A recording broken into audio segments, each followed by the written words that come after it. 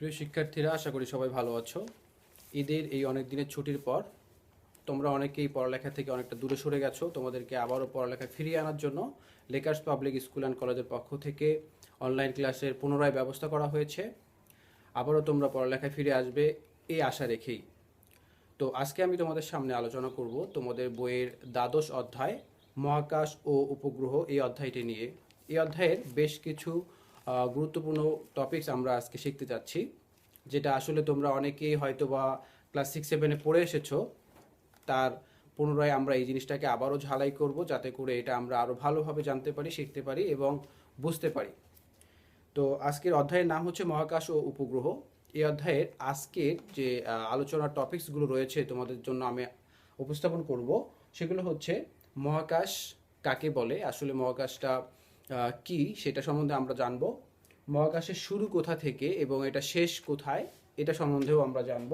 এরপর হচ্ছে মহাবিশ্ব কি, তারপর মহাবিশ্বের উৎপত্তি কিভাবে হয়েছিল, প্রাকৃতিক গ্রহ এবং প্রাকৃতিক উপগ্রহ গুলো কি কি সেই জিনিসগুলো আমরা আজকে আলোচনা করব। তো চলো শুরু করা যাক। আমাদের আলোচনার প্রথম বিষয় হচ্ছে মহাকাশ। মহাকাশ নিয়ে আমরা একটু আগে ধারণা নেই। তো প্রথমেই আমি যেটা বলবো যে মহাকাশটা আসলে কি, মহাকাশটাকে আমরা আরও একটা নামে অভিহিত করতে পারি, সেটা হচ্ছে মহাশূন্য। দেখো কথাটার মধ্যে চলে এসেছে মহাশূন্য।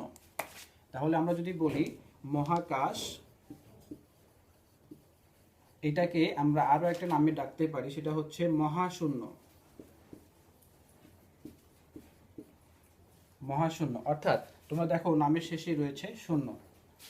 এখান থেকে আমরা এই বিষয়টাকে স্বাভাবিকভাবে একটু মাথায় নিতে পারি যে মহাশূন্য তার মানে এটা এমন একটা ফাঁকা জায়গা, যে জায়গাটার মধ্যেই আসলে আমরা যে গ্যালাক্সিতে বাস করি, মিল্কি ওয়ে গ্যালাক্সি বা ছায়াপথ গ্যালাক্সি, তারপর সৌরজগতের যে 8টি গ্রহ রয়েছে, অর্থাৎ সূর্যকে কেন্দ্র করে যে 8টি গ্রহ সূর্যের চারদিকে পরিভ্রমণ করে বা আবর্তনরত রয়েছে, তাদেরকে নিয়েই হচ্ছে আমাদের এই সৌর পরিবার বা সৌরজগৎ।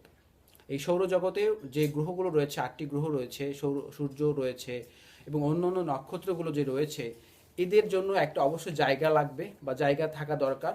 তারা একটা জায়গার মধ্যে অবস্থান করবে। এই যে মহাশূন্য বা মহাকাশ, এই মহাকাশ হচ্ছে বিশাল সেই ফাঁকা জায়গা বা শূন্য স্থান, যেখানে আসলে এই গ্যালাক্সি, সৌরজগৎ, আমাদের ছায়াপথ বা মিল্কি ওয়ে বা অন্যান্য যে গ্যালাক্সিগুলো রয়েছে, তারা আসলে এই মহাশূন্যের মধ্যেই অবস্থান করছে। তাহলে মহাশূন্য হচ্ছে একটা বিশাল ফাঁকা জায়গা, যে জায়গাগুলোর মধ্যে মধ্যে কিন্তু আমাদের এই গ্যালাক্সি, আমাদের সৌরজগৎ এটা অবস্থান করছে। ওকে। তো আমরা যদি রাতের বেলা আকাশের দিকে তাকাই, তাহলে আমরা দেখতে পাবো যে আকাশে মেঘমুক্ত আকাশে তারাগুলো মিটমিট করে জ্বলছে। আমরা সেটা দেখতে পাই সাধারণত, যে তারাগুলো মিটমিট করে জ্বলছে। তো এই যে তারা, আমরা তারা বলে থাকি, আসলে এই তারাগুলো কিন্তু তারা নয়, এগুলো হচ্ছে এক একটা নক্ষত্র। তোমরা 6-7 পড়ে এসেছো যে যাদের আসলে নিজস্ব আলো রয়েছে। নক্ষত্রের একটা বৈশিষ্ট্য হচ্ছে এদের নিজস্ব আলো রয়েছে। হুম। তাহলে এরা দেখা যাচ্ছে যে এক একটা গ্যাসপিণ্ড, এই গ্যাসপিণ্ডগুলো অর্থাৎ এই গ্যাসগুলো অনবরত জ্বলতে থাকে এবং সেখান থেকে তাপ উৎপন্ন হয় এবং আলো তৈরি হয়। এই কারণেই আসলে আমরা ওই নক্ষত্রগুলো দেখতে পাই মিটমিট করে জ্বলছে। তাহলে রাতের বেলা মেঘমুক্ত আকাশে যে আমরা তারাগুলো দেখতে পাই, সেগুলো হচ্ছে এক একটা করে নক্ষত্র, যেটা আসলে ওই গ্যাসপিণ্ড বা এই গ্যাসগুলো জ্বলার কারণে এগুলো আমরা রাতের বেলা অন্ধকারে দেখতে পাই। ওকে। তাহলে মহাকাশ হচ্ছে একটা বিশাল শূন্য জগৎ, যেখানে আসলে আমাদের গ্যালাক্সিগুলো অবস্থান করছে, আমাদের গ্যালাক্সি বা ছায়াপথ মিল্কওয়ে, আমরা যে গ্যালাক্সিতে বাস করি তার নাম, এবং অন্য অন্য যে গ্যালাক্সিগুলো রয়েছে সেগুলো এখানেই বাস করে বা এখানেই রয়েছে। সৌরজগৎ এই ফাঁকা জায়গাগুলোর মধ্য দিয়েই কিন্তু রয়েছে। তার মানে মহাকাশ হচ্ছে একটা বিশাল ফাঁকা জায়গা বা যার মধ্যে কোনো কিছু রয়েছে আসলে। ঠিক আছে। তাহলে ফাঁকা জায়গা বলতে আমরা এই মহাকাশকেই বুঝে থাকি। তো এবারে আসো শুরু করা যাক, মহাকাশের শুরু কোথা থেকে, আসলে এই মহাকাশটা শুরু হলো কোথা থেকে। তোমরা জেনে এসেছো যে বায়ুমণ্ডল যে রয়েছে, এই বায়ুমণ্ডলটা আসলে কি মহাকাশের অন্তর্ভুক্ত হবে? অবশ্যই বায়ুমণ্ডলটা মহাকাশের অন্তর্ভুক্ত হবে না। কেননা এই বায়ুমণ্ডলটা পৃথিবীর চারদিকে, পৃথিবীর সাথে কিন্তু ঘুরতে থাকে বা সূর্যের চারদিকে এই পৃথিবীর সাথেই সে সূর্যকে আবর্তন করতে থাকে। এই কারণেই আমরা এই বায়ুমণ্ডলটাকে সাধারণত তোমার মহাকাশের অন্তর্ভুক্ত ধরবো না। এটাকে আমরা পৃথিবীর সাথেই আমরা বায়ুমণ্ডলটাকে আসলে পৃথিবীর সাথেই সম্পৃক্ত রাখি। ওকে, তাহলে এবার আমরা জানবো যে মহাকাশের শুরুটা আসলে কোথা থেকে হয়েছিল সেটা সম্বন্ধে। তো তোমরা জানো যে আমি একটা তোমাদের বইয়ে একটা চিত্র দেওয়া আছে, দেখো 120 পৃষ্ঠায় দেখো একটা চিত্র তোমাদের বইয়ে দেওয়া আছে যে এখানে একটা পৃথিবী দেখানো হয়েছে, তার পাশেই পৃথিবীর চারপাশে দেখো এই বৃত্তগুলো দেওয়া আছে। এই বৃত্তগুলো আসলে কি নির্দেশ করছে? এই বৃত্তগুলো আসলে নির্দেশ করছে বায়ুমণ্ডলীয় অংশগুলোকে, এই বৃত্তগুলো নির্দেশ করছে। এবং পাশেই দেখতে পাচ্ছ রাতের আকাশে জ্বলজ্বল করে তারকাগুলো জ্বলছে। আর আমি যেটা বললাম তারকা বলতে আসলে আমরা কি বোঝাচ্ছি, তারকা বলতে এক নক্ষত্রগুলোর সাধারণ নামগুলোকে আমরা বোঝাচ্ছি। তার মানে কি দাঁড়াচ্ছে যে রাতের আকাশে বা রাতের মেঘমুক্ত আকাশে আমরা যে তারাগুলো দেখতে পাই সেগুলো হচ্ছে এক একটা করে নক্ষত্র। এই নক্ষত্রগুলোর বৈশিষ্ট্য হচ্ছে এদের নিজস্ব আলো রয়েছে। এখানে এই গ্যাস প্রচণ্ড এক একটা মানে গ্যাস পিণ্ডও বলা চলে, অর্থাৎ এখানে এই গ্যাসগুলো প্রতিনিয়ত একটা আরেকটার সাথে বিক্রিয়া করে প্রচুর পরিমাণে তাপ উৎপন্ন করছে এবং আলো তৈরি করছে। এই কারণেই আসলে আমরা এই নক্ষত্রগুলোকে দেখতে পাই। তো আমি এই চিত্রটা মাঝের যে চিত্রটা রয়েছে সেটা নিয়ে তোমাদের সাথে একটু আলোচনা করছি। ধরো এটা হলো পৃথিবী, এটা হলো পৃথিবী, আর এর পাশে এটা একটা আবরণ আমি দেখাচ্ছি, একটা বৃত্তের মতো দেখাচ্ছি। এটা একটা বায়ুমণ্ডলের একটা অংশ, এটাকে একটু ঘন করে দিচ্ছি আমি। ধরো এটা একটু ঘন, অর্থাৎ এই জায়গাগুলোতে বায়ুর চাপগুলো একটু মানে বেশি হয়ে থাকে। আস্তে আস্তে যত উপরের দিকে ওঠা যাবে বায়ুর চাপটা আসলে ততই কমতে থাকবে, অর্থাৎ বায়ুমণ্ডলের যে প্রভাবটা রয়েছে সেই প্রভাবটা যত উপরে উঠতে থাকবে ততই কিন্তু কমতে থাকবে। যেমন ধরো তোমরা দেখেছো যে পর্বত আরোহী যারা আছে তারা কিন্তু পিঠে করে অক্সিজেন সিলিন্ডার নিয়ে তারপরে পর্বতের দিকে উঠতে থাকে। এটা আসলে কেন নেওয়া হয়? এটা এই জন্যই নেওয়া হয় যে আমরা যেহেতু জানি যে যত উপরের দিকে ওঠা যাবে বায়ুমণ্ডলের চাপ ততটাই কমতে থাকে। এই কারণে ওই জায়গাগুলোতে অক্সিজেনের অভাব রয়েছে, আর এই অক্সিজেনের অভাব থাকার কারণে ওই জায়গাগুলোতে আরোহীরা অক্সিজেন সিলিন্ডারগুলোকে বহন করে নিয়ে যায়, যাতে করে তারা সেই সিলিন্ডারের অক্সিজেনগুলোকে ব্যবহার করতে পারে। আচ্ছা, তাহলে আমি যে বললাম এটাকে যদি আমি পৃথিবী বলে থাকি, এটা থেকে ঠিক 11 কিলোমিটার, অর্থাৎ এখান থেকে শুরু করে এই পর্যন্ত যে দূরত্ব, অর্থাৎ ভূপৃষ্ঠ থেকে অথবা পৃথিবী পৃষ্ঠ থেকে 11 কিলোমিটার পর্যন্ত যে দূরত্বটা রয়েছে, সেই দূরত্বটাকে, এই 11 কিলোমিটার দূরত্বটাকে আমরা বলবো, তোমরা পড়েছো বায়ুমণ্ডলের যে স্তর রয়েছে, 3টা স্তর পড়েছো। তার মধ্যে প্রথম স্তরটা হচ্ছে, অর্থাৎ ভূপৃষ্ঠ থেকে 11 কিলোমিটার পর্যন্ত যে স্তরটা রয়েছে সেটাকে বলা হবে ট্রাটোস্ফিয়ার, ট্রোপোস্ফিয়ার, আমরা এটাকে বলবো ট্রোপোস্ফিয়ার।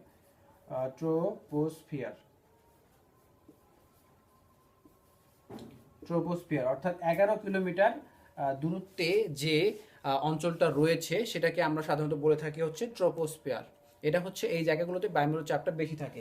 এরপর ভূপৃষ্ঠ থেকে 50 কিলোমিটার উচ্চতা পর্যন্ত দূরত্বটাকে, অর্থাৎ এখান থেকে শুরু করে এই পর্যন্ত দূরত্ব, অর্থাৎ ভূপৃষ্ঠ থেকে এই পর্যন্ত 50 কিলোমিটার, এই দূরত্বটাকে আমরা বলবো স্ট্রাটোস্ফিয়ার।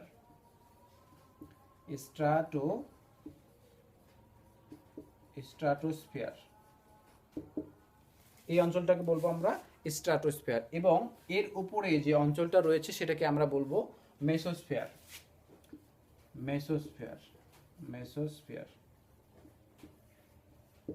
এই তিনটি বায়ুমণ্ডলের এই তিনটি স্তর রয়েছে। তো আমরা জানলাম প্রথমে ভূপৃষ্ঠ থেকে 11 কিলোমিটার পর্যন্ত এটাকে বলা হবে স্ট্রাটোস্ফিয়ার। তারপর হচ্ছে ভূপৃষ্ঠ থেকে 50 কিলোমিটার পর্যন্ত ওই দূরত্বটাকে বলা হবে স্ট্রাটোস্ফিয়ার, আর তার উপরে যে স্তরটা রয়েছে সেটাকে বলবো মেসোস্ফিয়ার। আর সাধারণত আমরা যেটা আলোচনা করছিলাম, আলোচনার বিষয়টা হচ্ছে মহাকাশের শুরু কোথা থেকে। তাহলে বিজ্ঞানীগণ এটা পরীক্ষা নিরীক্ষা করে দেখেছেন যে ভূপৃষ্ঠ থেকে যদি 160 কিলোমিটার উপরের দিকে ওঠা যায় তাহলে এই বায়ুমণ্ডলের কোনো প্রভাব সেই জায়গাগুলোতে থাকে না, বিদ্যমান থাকে না। তো সাধারণভাবে ধরা হয় যে যেহেতু বায়ুমণ্ডল 160 কিলোমিটার পর্যন্ত এর প্রভাবটা রাখে, তারপরে আর বায়ুমণ্ডলের কোনো প্রভাব থাকে না, সেহেতু ধরা হয় যে এই পৃথিবী পৃষ্ঠ থেকে 160 কিলোমিটার পরেই হচ্ছে মহাকাশের শুরু। বিষয়টা ক্লিয়ার? অর্থাৎ আমরা বায়ুমণ্ডলের প্রভাবটা দেখতে পাই পৃথিবী পৃষ্ঠ থেকে 160 কিলোমিটার পর্যন্ত, উপর পর্যন্ত 160 কিলোমিটার উপর পর্যন্ত আমরা আসলে বায়ুমণ্ডলের প্রভাবটা দেখে থাকি। তারপরে কিন্তু বায়ুমণ্ডলের প্রভাব থাকে না, আর বায়ুমণ্ডলের পরেই তাহলে ওই মহাশূন্য বা মহাকাশের শুরুটা হয়ে থাকবে। ওকে, বিজ্ঞানীরা পরীক্ষা নিরীক্ষা করে এটাই আসলে এখন পর্যন্ত সিদ্ধান্ত দিয়েছেন। ওকে, এরপরে আসি আমরা আমাদের দ্বিতীয় বিষয়টা হচ্ছে মহাবিশ্ব কি। মহাবিশ্বটা সম্বন্ধে আমরা একটু জানবো যে আমাদের পৃথিবীতে তোমরা আশেপাশে ডানে বামে সামনে পিছনে তাকালে দেখবে অসংখ্য জিনিস রয়েছে, অসংখ্য বস্তু রয়েছে।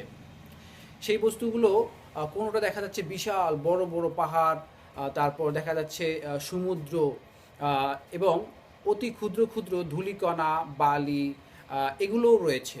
অর্থাৎ এই পৃথিবীর মধ্যে যা যা আছে, ছোট ছোট ধূলিকণা থেকে শুরু করে মহাকাশ, চন্দ্র, সূর্য, গ্রহ, নক্ষত্র, গ্যালাক্সি, তারপর এই যে সমস্ত জিনিসগুলো রয়েছে, এই সমস্ত জিনিসগুলো মিলেই হচ্ছে মহাবিশ্ব। অর্থাৎ এই মহাকাশের মাঝে বা মহাশূন্যের মাঝে আমরা যে বিশাল একটা জগৎ দেখতে পাই, বিশাল অনেক ধরনের বস্তু দেখতে পাই, এই সমস্ত বস্তুগুলো নিয়েই হচ্ছে মহাবিশ্ব। ওকে, তাহলে মহাবিশ্ব আর মহাকাশ এই দুটো শব্দের মধ্যে আমরা যদি একটু পার্থক্য দেখতে চাই বা পার্থক্য করতে চাই, তাহলে দেখতে পাবো যে মহাকাশটা হচ্ছে একটা বিশাল ফাঁকা জায়গা, আর মহাবিশ্বটা হচ্ছে ওই বিশাল ফাঁকা জায়গাগুলোর মধ্যে অবস্থানরত প্রত্যেকটা বস্তু কণা, সেটা হতে পারে বড়, হতে পারে ছোট। তাহলে মহাকাশটা হচ্ছে একটা ফাঁকা জায়গা, মহাকাশ এটা হচ্ছে একটা ফাঁকা জায়গা বা ফাঁকা স্থান, এটা হচ্ছে একটা ফাঁকা স্থান। আর মহাবিশ্বটা হলো এই যে ফাঁকা স্থানটা রয়েছে, এই ফাঁকা স্থানের মধ্যে যে বস্তু কণাগুলো, সেটা কণা থেকে শুরু করে বৃহৎ আকার বিশাল বিশাল নক্ষত্র, গ্রহ, গ্যালাক্সি, এগুলো, এই সমস্ত বস্তুগুলো নিয়েই হচ্ছে এই মহাবিশ্ব। তাহলে দুটো জিনিসই কিন্তু আলাদা আলাদা অর্থ দাঁড় করায়। আমরা জানলাম যে মহাকাশটা হচ্ছে একটা ফাঁকা স্থান বা ফাঁকা জায়গা, আর মহাবিশ্বটা হচ্ছে সেই ফাঁকা জায়গাগুলোর মধ্যে অবস্থিত প্রত্যেকটা বস্তু কণা। প্রত্যেকটা বস্তু কণাকে নিয়েই যে জগৎটা সৃষ্টি হয়েছে, সেটাই হচ্ছে আমাদের মহাবিশ্ব। ওকে, তাহলে আমরা আরেকটা জিনিস বলতে পারি, গ্যালাক্সিগুলো আসলে কি? গ্যালাক্সিটা কি আসলে? গ্যালাক্সি হচ্ছে এই যে নক্ষত্রগুলো রয়েছে, গ্রহ নক্ষত্রগুলো রয়েছে, এই গ্রহ এবং নক্ষত্রগুলোর একটা বৃহৎ দলকেই বলা হবে গ্যালাক্সি। তাহলে গ্যালাক্সি, যদি আমরা গ্যালাক্সির সংজ্ঞা জানতে চাই যে গ্যালাক্সিটা আসলে কি, তাহলে আমরা জানতে পারবো যে গ্যালাক্সি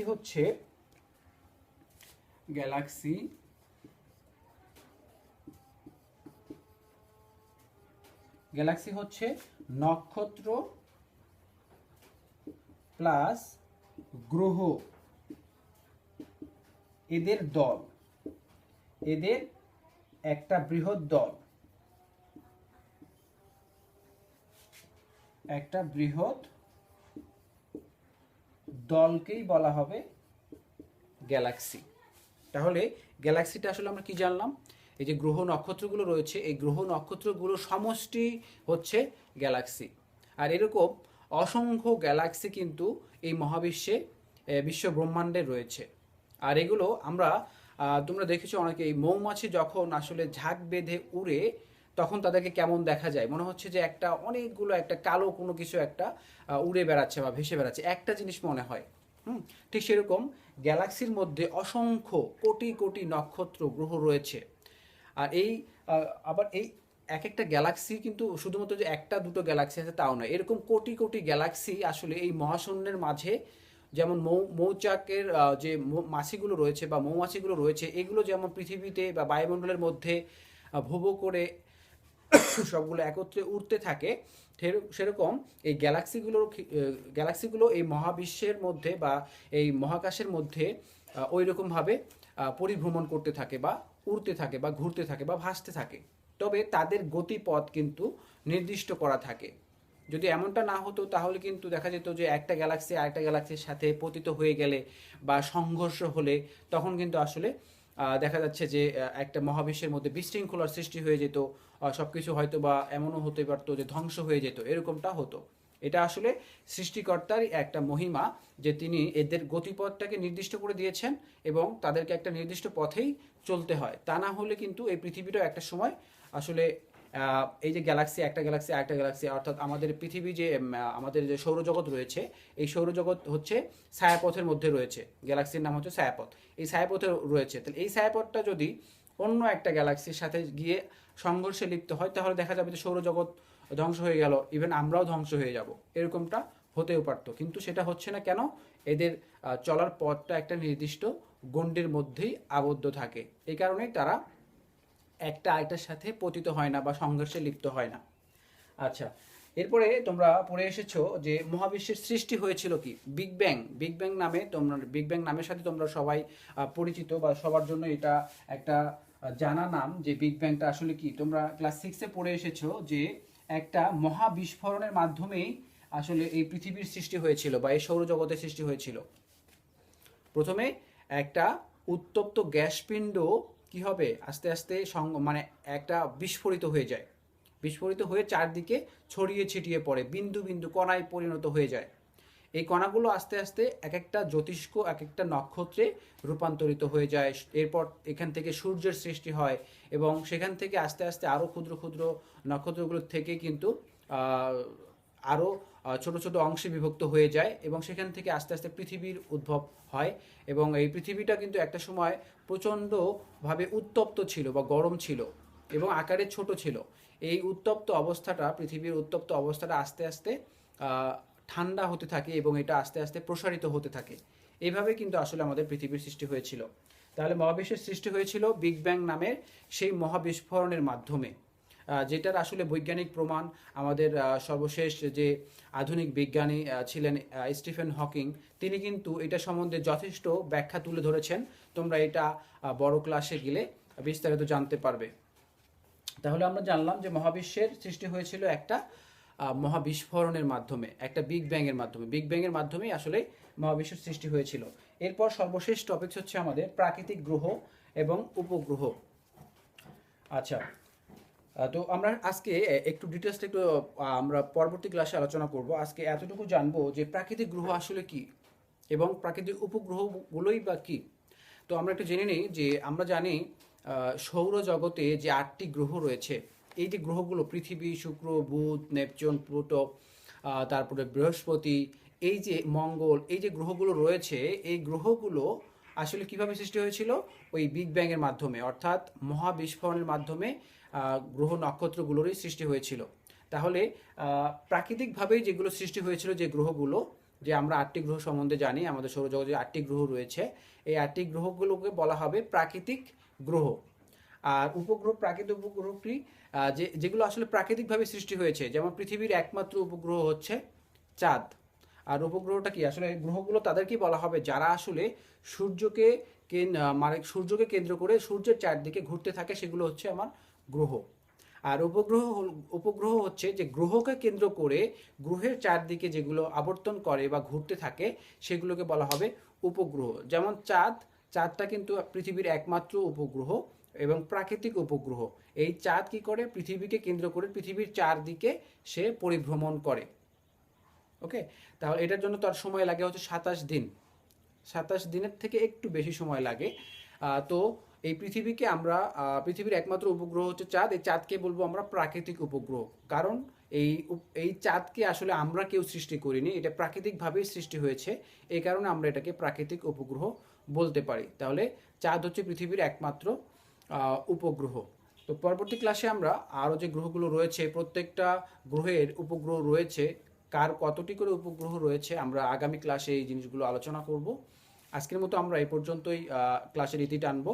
আশা করি তোমরা ক্লাসটা এনজয় করেছো। বাসায় তোমরা তোমাদের বইটা অর্থাৎ এটা হচ্ছে 1 থেকে 2 পার্ট, এই অংশটুকু অর্থাৎ 122 পৃষ্ঠা পর্যন্ত তোমরা বাসায় সুন্দর করে দেখবে এবং পরবর্তী ক্লাসের জন্য তোমরা একটু তোমাদের বইটাকে রিডিং পড়ে এগিয়ে নিবে। আমি আলোচনা করলে তখন তোমাদের এই বিষয়গুলো আরও ভালো করে তোমাদের মনে গেঁথে যাবে এবং তোমরা জিনিসগুলো খুব ভালোভাবে বুঝতে পারবে। তো আশা করি সবাই আমার পরবর্তী ক্লাসের জন্য ওয়েট করবে এবং আজকের যে ক্লাসটা হলো এই ক্লাসটা তোমরা খুব ভালোভাবে বাসায় দেখবে এবং খাতা কলমে এই জিনিসগুলো লিখে রাখবে। আর এমসিকিউ এর জন্য পুরো বইটা তোমরা অবশ্যই ভালো করে, অধ্যায়টি পুরো ভালো করে দেখবে, যাতে করে তোমরা এমসিকিউটাতে ভালো করতে পারো। তো আজকের মতো এই পর্যন্তই। সবাই ভালো থাকবে, সুস্থ থাকবে, বাসায় থাকবে। আল্লাহ হাফেজ।